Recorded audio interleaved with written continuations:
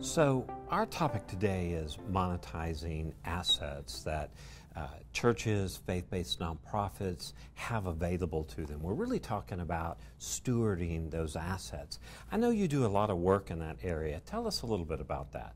Yeah, Joe, so we work with about 400 to 500 churches on an annual basis, and we have about 1,600 ministry clients altogether. And one thing, the pattern we've seen over time is, especially with churches, we tend to use those a lot on the weekend. And then Monday through Friday, when you drive by, the parking lots are empty and they're dark. And that's just because the business model of most churches.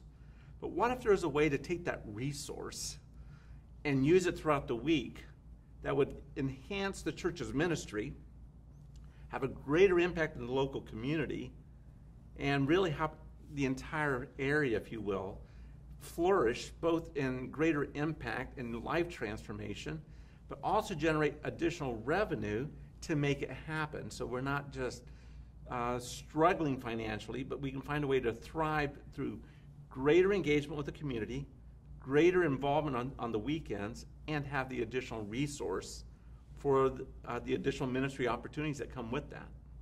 So the additional revenue is something that churches are very interested in, and they're aware that they're not leveraging their space very well, especially post-COVID with changes in attendance. The great fear is that they'll end up paying unrelated business income tax, or they're going to lose their tax-exempt status. Can you visit with us a little bit today about the actual implications of that and how you, Capin Crouse, and your clients are working through those issues? Sure. So historically, just for context, so we have some common language and things we can kind of say, oh yeah, I'm aware of that. Historically, for example, cell phone companies, when that was all first getting started, were looking for places to put cell phone towers. And it wasn't just because, hey, as a church, I want a cell phone tower on my property. The cell phone companies were looking for high elevation places and high concentration population areas where they needed more bandwidth, if you will.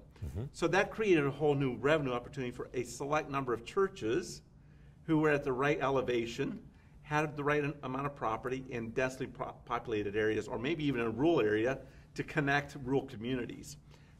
So that was a common, and then there's just a lot of things we can talk about, more details there. But maybe another common was for churches who may have more capacity in their building than attendees. Sometimes we're actually renting their space to additional congregations of different ethnicities, or maybe even different theologies, where they worshiped maybe on Saturday versus Sunday. Or if you were a Seventh-day Adventist worshiping on Sunday, your church is always in demand or on Saturday, on demand for Sunday. So there's just a lot of things like that. But then beyond that, then we kind of bled into, the rage was every church wanted to have their own coffee shop, and that might be a little bit more of a misnomer, because very few of those actually became really business opportunities. Most of them ended up needing to be supplemented versus actually contributing revenue. But then, certainly in more recent times, there's a lot of newer opportunities, and post-COVID, there's just this whole emerging market looking for opportunities to partner with churches in the right locations.